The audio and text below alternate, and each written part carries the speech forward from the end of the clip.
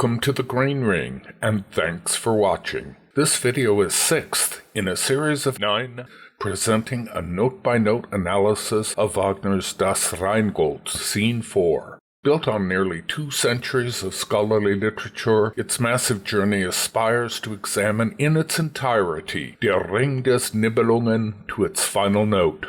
I hope you'll take this voyage with me, one I work tirelessly to complete. For an explanation of who I am, and more on the reasons for this series, please check out my preface video. Its link is supplied below, along with those for the other videos preceding this one. We pick up where we left off, Erda's entrance, on the first stave of page 263 in Dover's full score. Erda chooses this moment, the height of the wrangle between gods and giants, to rise from the earth and settle their conflict over possession of the ring. The term chooses is precisely correct, for there can be no question the Vala deliberately times her entrance with such dramatic force that not even a god might ignore what she's come to say, a specific address calculated to wrest from Wotan exactly the response that it does. There is a distinctly Greek cast to the way in which Wagner has Erda impose herself on the pattern of events in Rheingold. In short, Erda arranges things so as to leave no choice for the immortal but to do her bidding. Nor can there be any question she appears specifically in answer to Wotan's misguided lust for power. Something completely new and unheard of now takes place.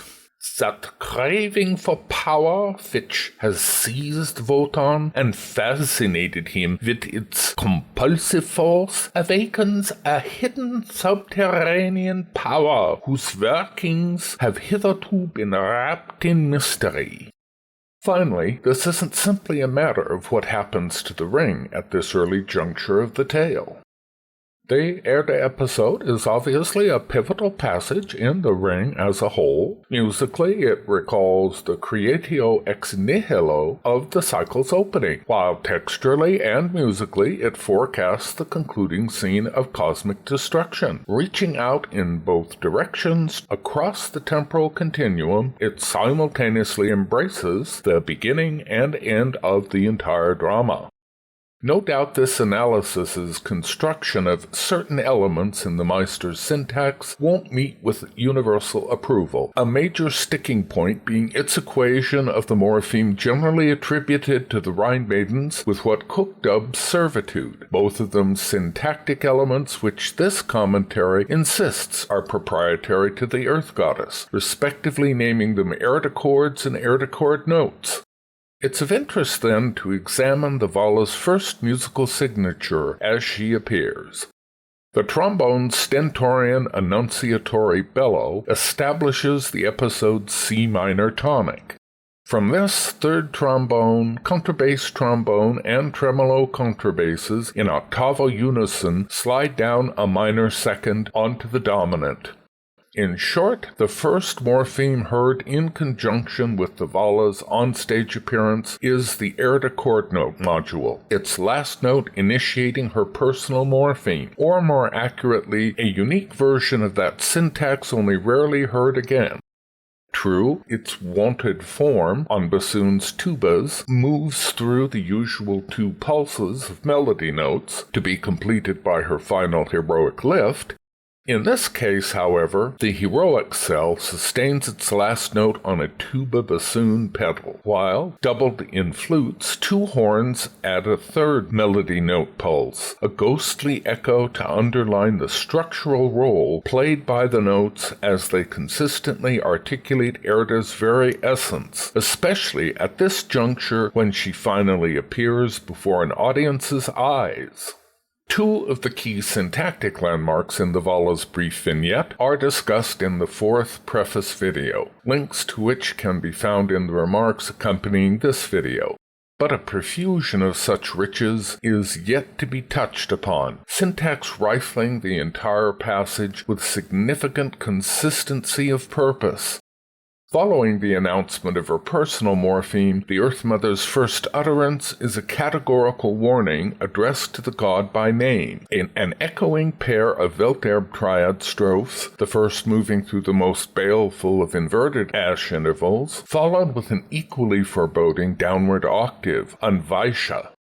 An even more ominous module caps the second Welterb's reverse interval, that being the curse's evocation of the ring's allure, on her words, Ringes Fluch, its rising pitch distorted tellingly from a fifth to a tritone. Bassoon's oboes sharply intone a high ash interval on a seventh, as her next phrase repeats two back-to-back static intervals, separated by the lift of a third, the final interval capped with yet another plunging octave on Verderben, as first oboe slides down reverse melody notes in such a way as to emphasize their chord notes. She concludes her fourth phrase by rising on the abandonment triad with its charge of betrayal, which she concludes in a reverse ash interval on chord notes. Beneath her, woodwinds outline the curse's coda, its reverse melody notes on second oboe echoing those only just intoned by first oboe.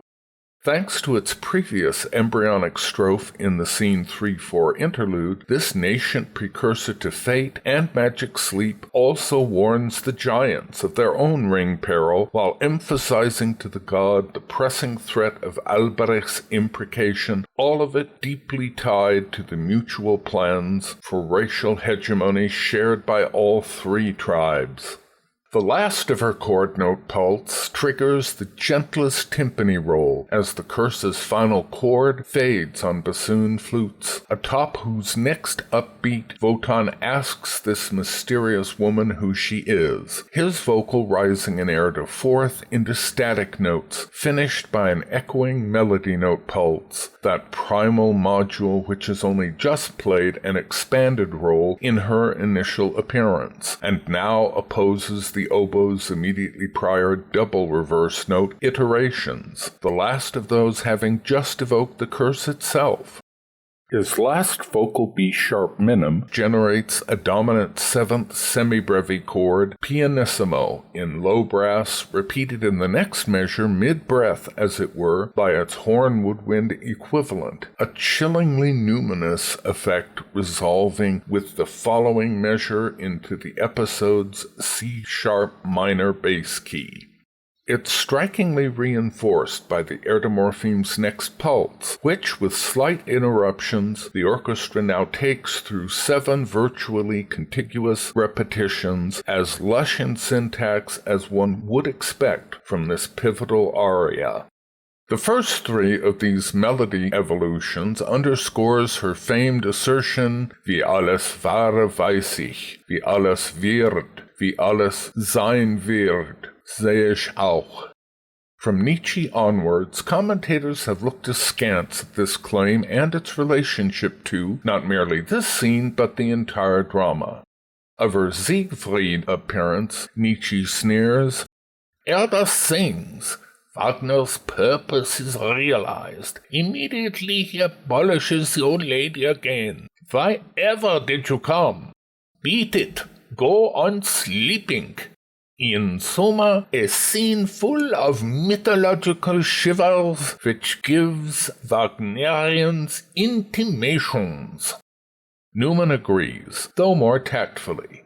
There is really no need to drag a dreary old abstraction upon the stage and expect our dramatic sense to be interested in it. She is a pure abstraction and has no place in acted drama. He is by no means alone in his opinion. Neither Wotan nor we must expect to understand the full significance of Erda's oracular utterances at the present stage. It is quite obvious that she does not herself. The Norns and Erda represent some aspect of knowledge that does not develop, but is destroyed rather than changes. Wotan in Siegfried Act 3 takes over the prophetic voice from Erda, who has become incapable of speaking of the future. Erda has no immediate ability to direct the action or to change the world. From its beginning, my analysis dissents from these views, and this, Erda's first on-stage appearance, out of only 2 during the whole epic, is essential to substantiating that position. Both Nietzsche and Newman look on the Vala as a kind of irrelevance, a pure abstraction, whose only value is to produce mythological shivers. Subsequent critiques spin these early dismissals into a more integrated view of the drama by styling Erda as a sidelight who doesn't understand her own words, an aspect of knowledge that does not develop but is destroyed, which is incapable of speaking the future, with no immediate ability to direct the action or to change the world. Despite superficial credibility, their thinking has no choice but to shrug off Erda's claims as hyperbole. Rationalizing away this or that element of the tale is a failing in ring analysis dating back to Shaw, the core flaw in allegorical interpretation. In order to reconcile all the tale's many threads, both narrative and syntactic, the Vala must be taken at her word, her visionary powers accepted at face value, and for this to be logically credible, she must literally create all that exists, and from first to last, shape it according to her ongoing dreams. Erda's 3 claims, covering past, present, and future, are repeated over iterations of her personal morpheme, buoyed on semibreve crotchet pedals and clarinets, each with their own individual viola strophes. With the first 2 both shaped and harmonized exactly as in their first statement, horns double viola's melody notes, while bassoons give weight to their final heroic arcs, flutes adding a numinous sheen to this last module. Only when the Earth Mother sings of what's to come does the 3rd iteration, now doubled throughout by oboe and English horn with a more continuous woodwind pedal, take the Neapolitan harmonies that soon inform her prediction of the god's end. The string choir follows with melody notes, whose falling 3rd makes them chagrin, after which they ascend an Erda 4th, producing ringlust, to decline on something between a spear truncation and resignation, as if a veiled omen of what's to come, woven from what has been and what is, a flourish that returns the harmony to the passage's C-sharp minor chord tonality. Her vocal syntactic consistency is especially revealing, essentially 3 echoing phrases of static notes ended by leaping intervals. Launched on the timpani roll's concluding quaver, the first rises from 3 static notes on a 4th, a dotted minim rest giving stage to the Erda melody, while dramatically isolating Weissig, its interval a single ominous descending 5th. After a minim rest, her second phrase outlines a low ash interval on a 4th, which, separated by only a quaver rest, moves to the 3rd's portentous outline, another low interval on reverse chord notes, to fall a 3rd. She leaves a crotchet semibreve rest to highlight the 3rd melody pulse's shifting harmony, which stresses the future's mystery, singing "Seh ich auch," on a descending 6th poignancy to ascend a 3rd, a weirdly sinister retrograde of the curse, recalling its presence in God and Giant's vocals during their previous wrangle, never mind in Erda's own moments before. With its last note, violas intone their chagrin strophe, finished with their own ringlust curse echo, her vocal resuming in the midst of it on a crotchet from which she sinks on chord notes as she at last identifies herself, though not yet by name. Violas lift in Erda 4th into resignation, while she sings another low ash interval on a 4th. Then, atop 3 chilling trombone chords, she intones an inversion of her morpheme's final heroic cell, capped after rising a 3rd with a doom-laden plunging 5th, at last outlining her name.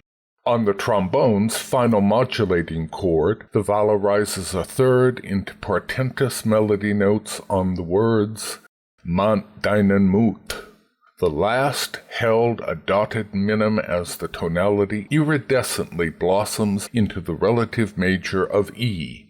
Exactly as in her Siegfried appearance, first violins doubled by bassoons intone 2 pulses of her personal morpheme, woven through on second violins with wave-like natural signs. Not those of the prelude, nor the Rhine Maidens, nor Loge's panegyric, but recognizably similar.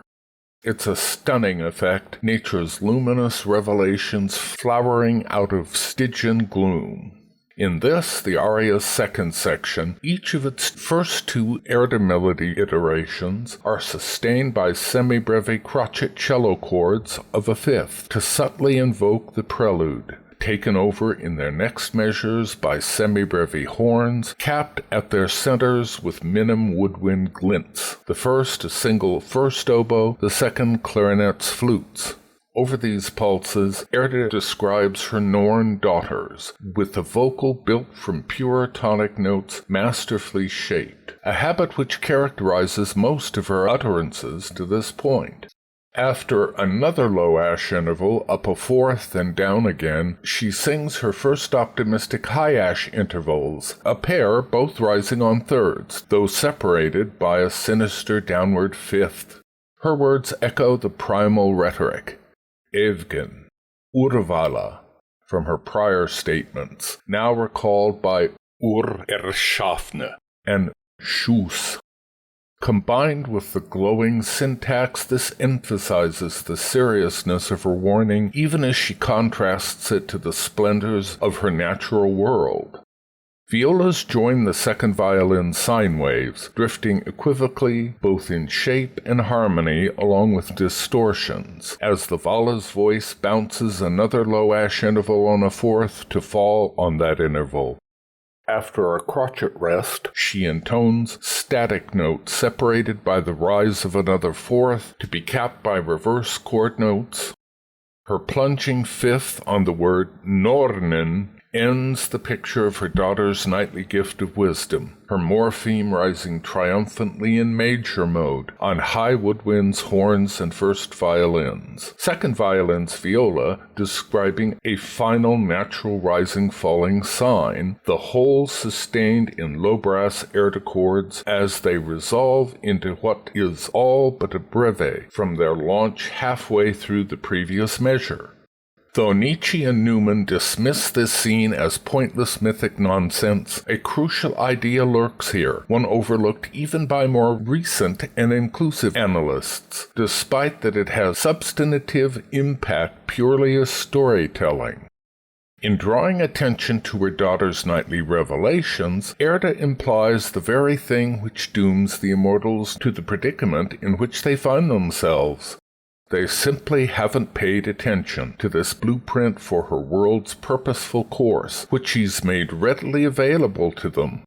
Put another way, they are too invested in their own little microcosm to care about or even heed what's outside of it. A stunning parallel for contemporary society's egotistic technology addiction, despite the obvious damage it wreaks on our world, whose distress call we've yet to heed in our own blindness. This, in its turn, points back to Wotan's crime against the world ash, Albrecht's against the Rheingold, the immortals flouting death, and the present tussle with the giants over the ring, all of which encompass this one idea. Erda's next lines reveal she's come personally to give exactly that kind of omen, this time directly to the gods' faces. Doch hochte Gefahr führt mich heut, selbst zu dir her. She expresses this over cellos cutting short the Erda chord breve with resentment's rising scale, fourth horn and clarinets intoning its remainder, followed by 2 more pulses, which utterly shatter the prior mood's reassurance. Over these, her vocal moves through static notes, a low ash interval, lifting a third to separate them, her phrase concluded on a plunging Erda fourth. This switch back to minor reminds us the aria overall is a minor-major-minor episode, its prime mark of Erda's influence thoroughly established here. Analysts agree she gives a wake-up call, but, content with Albrecht's threat as sufficient explanation, even the most insightful don't consider her underlying motives for raising this alarm, and give only superficial lip service to its huge issues of natural vitality and the abuses that power suffers at the gods' hands. After her voice fades over no more than a soft timpani roll and a minim rest, she calls those assembled to attention. As discussed in the fourth preface video, her vocal comprises three of the work's most ominous downward intervals: the second, with its reverberations in the chord notes, the Erda fourth, and the plunging octave. Woodwind Erda chords punctuated by soft timpani rolls underpin the first two of these, but a single piercing woodwind brass fortissimo semibrevi without timpani highlights the octave, marking it as a particularly stark violation of its immediate predecessors. Following this, her personal morpheme rises on clarinets and brief timpani roll, her famously cryptic warning launched with its heroic cell, a module which per Cook generates the lion's share of the epic's heroic morphemes.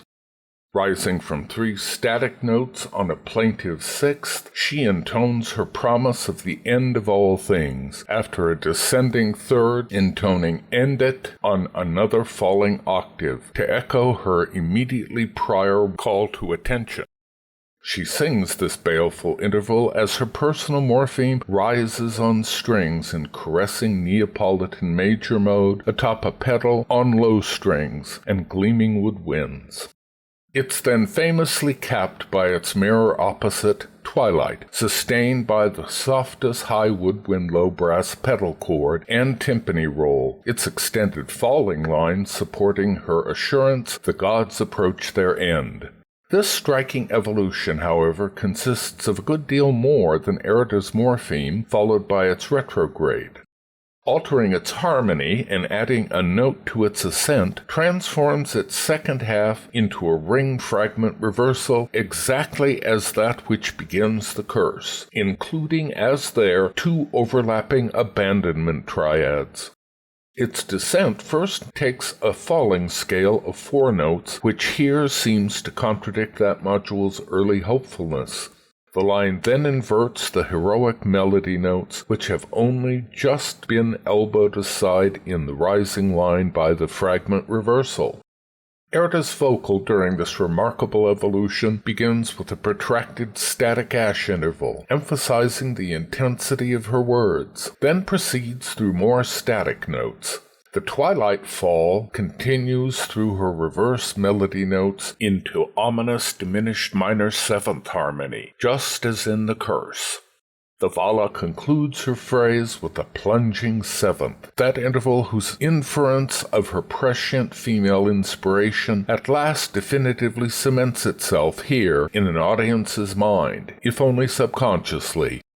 Over this revelatory interval, the falling string line rises in a backwards ring fragment, subtly evoking the curse again, complete with its overlapping abandonment triads, making the line as a whole a retrograde ghost of the ring. This touch announces another subtle yet vital evolution in the work's syntax. Erda finishes her warning by descending a third into static notes, which add that much more emphasis to her conclusion, a low ash interval on a heroic rising fifth. Her only support comes from violas harmonized in thirds, which repeat a second and more distinct pulse of the ring morpheme, yet it's uniquely altered. Its first half, meaning its fragment, includes the two wanted Welterb triads with their separate associative meaning. Its rising module eschews the more usual melody notes to rise in intervals of a third, making it both a distortion of the treaty with its abandonment triad and a reversal of the ring fragment. In this way, while the fragment proper contains two overlapping pulses of the falling Welterb triad, its inversion may be construed to consist of fully 3 rising abandonment modules. This isn't the first time the ring morpheme sounds in this untypical way, however, which dates from Wellgunde's introduction of the syntax in Scene 1, as she discloses the ring can be made from the Rheingold. Nor is that the only time the falling and rising triads are found in such close juxtaposition, since it's also an event that informs Wotan's scene to encomium to his fortress. Perhaps most subtly, taken altogether, Erda's vocal outlines the curse's final dire ringlust module, its roots laid by Wotan himself, a cell peppering Scene 4's argument over the ring in various distortions, here sounding exactly as it does in the curse, meaning a falling major third followed by a rising perfect fifth. This, the Vala's final warning, thus also demonstrates how that module arises from the embryonic outline of the ring itself. Even so, while its final heroic fifth may telegraph the dwarf's brutal sort of heroism in cursing his talisman, it also suggests to the god that he may neutralize such an evil force by relinquishing the ring, the word ring in Erda's vocal set to exactly the same rising interval as it does when the god first coins that module.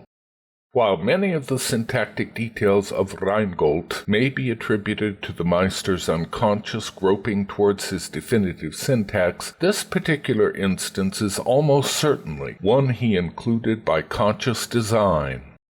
The involved syntax of this brief, deceptively simple aviso doesn't yield itself up in a single hearing, nor is it meant to, since its full import unfolds only gradually throughout the narrative. Even so, its deeper meaning emerges with closer examination. The echoing triads at the ring morpheme's heart suggest Wotan's slowly materializing racial plans for ruling the world that both rise from and opposes Albrecht's own, while also suggesting the danger the god scheme faces in that quarter. Meanwhile, by evoking both treaty and curse, with the reversal of the ring fragment, abandonment triads included, the Earth Mother implies her giants are not only part of the threat facing Wotan, but are themselves threatened as well, with an even deeper suggestion that Erda now abandons them to that fate. It's worth noting how Wellgunde's vocal emphasizes this portion of the ring, foreshadowing the giant's development at a time before Albrecht curses either love or ring. Vassal's words to that treaty syntax, after all, are a defiant indictment of precisely the type of crime Wotan now means to commit by again denying them their pay, in this case the ring. Finally, the concentration of every curse coda element in the finish of her own warning, intermixed with an intimation of the very ring itself, leaves no doubt what constitutes the present threat. The whole of this wonderfully rich syntactic bundle is punctuated by a soft violin pizzicato, the gentlest poke at the immortal's conscience. Then, after a dotted crotchet pause to let the prophecy sink in, a solitary timpani roll increases the weight of Erda's words, continuing unaccompanied for a full measure, then moving into the next as deepest brass rumble a semi-breve enharmonic G-flat chord, all to mark the impact of this pronouncement on everyone concerned. Low brass slip into an A major tonic pedal, meaning a third below the episode's C-sharp minor. Fraught with a tremolo viola pedal sustained by the brass, cellos breathe the Erda morpheme, complete with its Neapolitan harmonies of doom, but lengthened, varying the Vala's appearance by a third repetition of its melody notes before its heroic finish. Atop this expanded morpheme, Wotan expresses his awe by rising on melody notes to double the first of those melody note pulses, then continue with 3 static pulses over their added strophe, rise an Erda fourth, and launch their heroic conclusion, then rest for a minim while trombones slowly ascend in another slower, more stirring iteration of the melody notes alone. With the next measure, the god asks to know more, his vocal an ironic echo of Loge's cunning, with its opposition of Albrecht's defiance and chagrin, apparently hoping to use the fire sprite's guile. His phrase increases its ambivalence by encompassing a high ash interval on reverse chord notes. The harmony shifts back to its original C-sharp minor, guided by a chord note strophe pizzicato on low strings to initiate an Erda restatement, its pure module this time, outlined in clarinets and bassoons with only bass clarinet semi-brevi pedal and whispered timpani roll as support. Refusing his plea, the goddess proceeds to sink out of sight, and the Meister handles her disappearance with as great skill as he's managed for the entire aria, another quasi-cinematic passage of only 5 measures seamlessly allied to its syntax. Sinking tonically from her morpheme's first iteration, woodwinds then repeat 3 heroic pulses, each one softer than the last, each begun in its own sequential measure. Interwoven with this decrescendo, her vocal breaks into 3 phrases, bringing to mind her claim to know the 3 divisions of time, meaning past, present, and future. Atop her morpheme's complete pulse, her first phrase bounces up an Erda fourth, then down the same interval through a sinister inverted ash interval. Following a crotchet rest, her second passes through a reverse interval on a third, which 2 utterances taken together outline an inversion of her heroic notes. Her last rises after a minim rest on a pair of low ash intervals, the first on another third, the second a fourth, which together outline her morpheme's final heroic notes in their original major. One likes to think this is the moment which inspired Cook in his claim the work's heroic morphemes arise from these 3 final notes. That seems especially apt, given Erda sings them while urging Wotan to reflect in Sorg und Furcht, a rebuke which inspires his later behavior and the heroism arising from it. Yet ironically, the module's final clarinet bassoon strophe, as it supports her vocal, takes the shape of an abandonment triad. Nor is it likely to be accidental the 3 phrases of this ultimate Erda vocal taken together also so closely resemble the world ash vocal from Götterdämmerung as to be almost identical, while pointedly reminding God of his Urkrime. The Erda scene, arguably the most important passage in the ring, is so dense in syntax, never mind boiling with narrative detail, one would expect it to be staged in the most remarkably eye-catching way. Yet it's routinely tossed off as a minor sidelight, those on stage usually ranged in picturesque immobility around the singer as she pontificates. Erda often appears rising from a trap as prescribed by the Meister, an effective variant being Teatro Argentino's 2012 Erda, a huge projection in what appears to be an oversized television screen on the set's back wall. Whether due to stage limitations or directorial tastes, merely walking on from the wings then off again has become popular.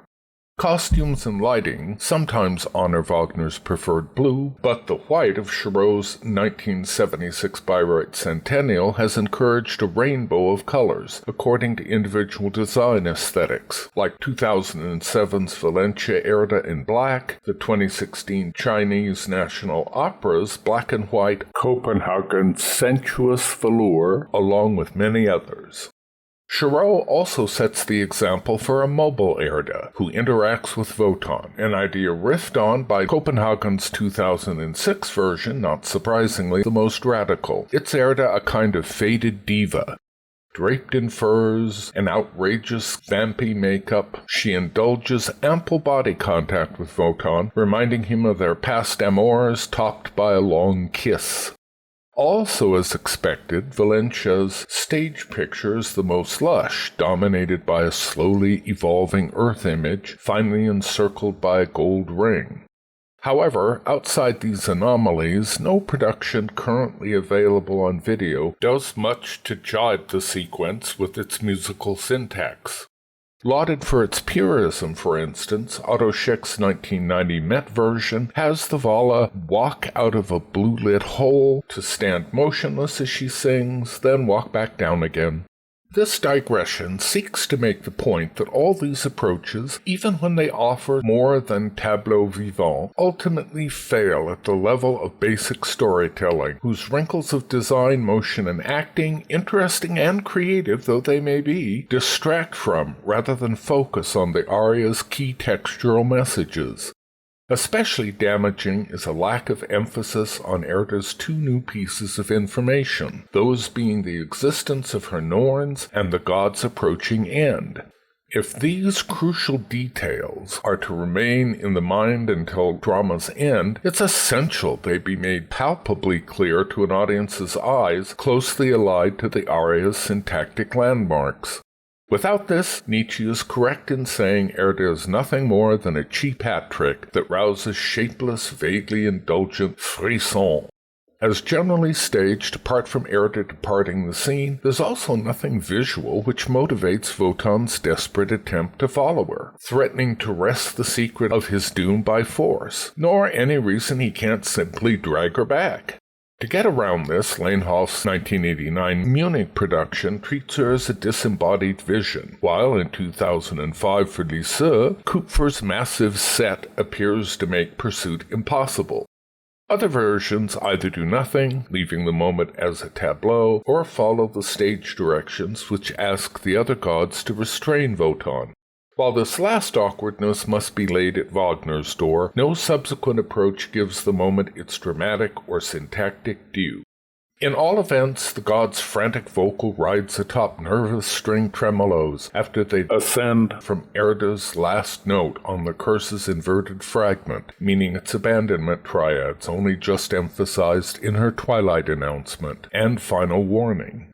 The immortal's rushed vocal, after static notes, bounces down a fourth, up a sixth, a cursed lust distortion, then down a third, and up a heroic fifth, the lust module in its wanted alignment, all tonic intervals whose jagged descents and ascents scrambles those same heroic melody notes the Vala sings as she disappears.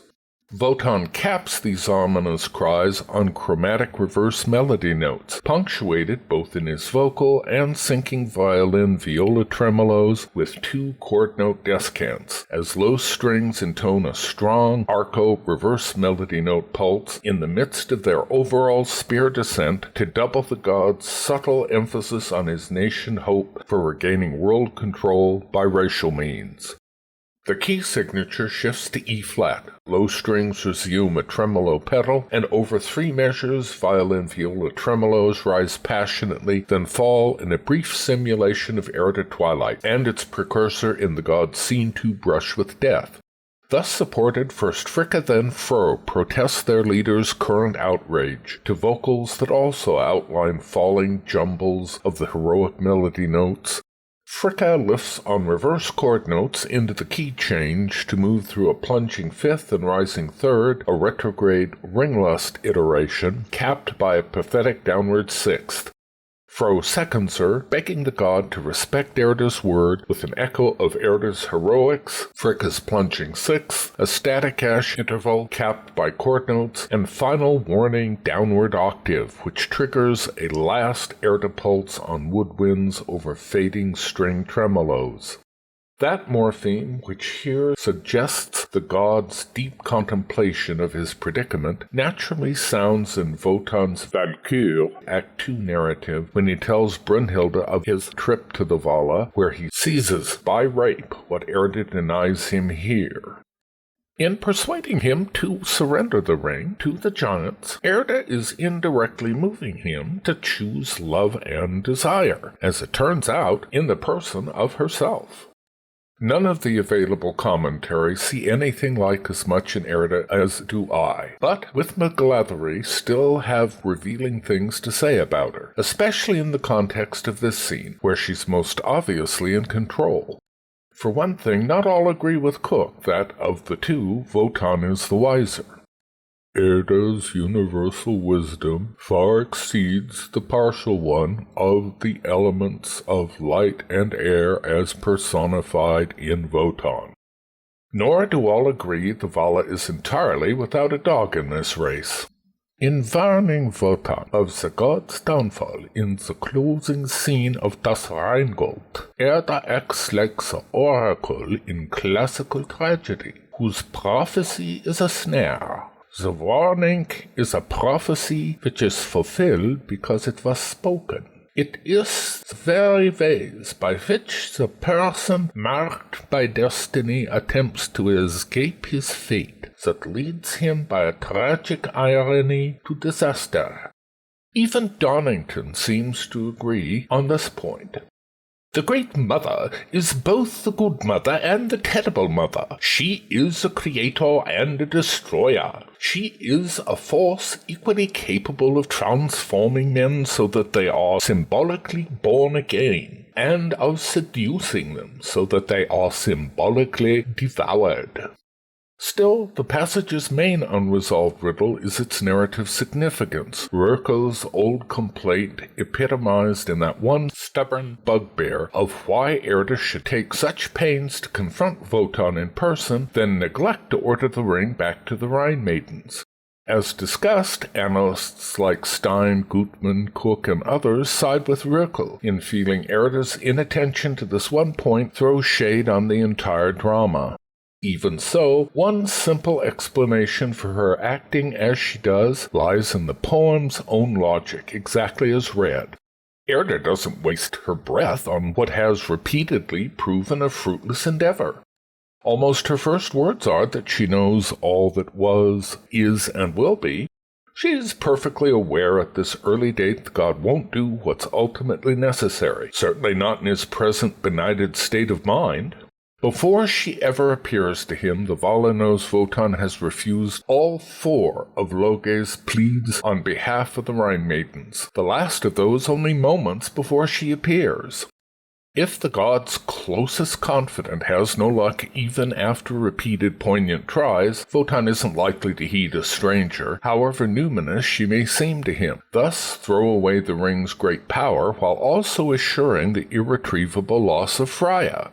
In doing so, he'd doom himself to death along with every one of his fellow immortals, while also giving up the talisman's promise of maßlose Macht, and for no more reason than the whining of some foolish nymphs over a bit of lost gold.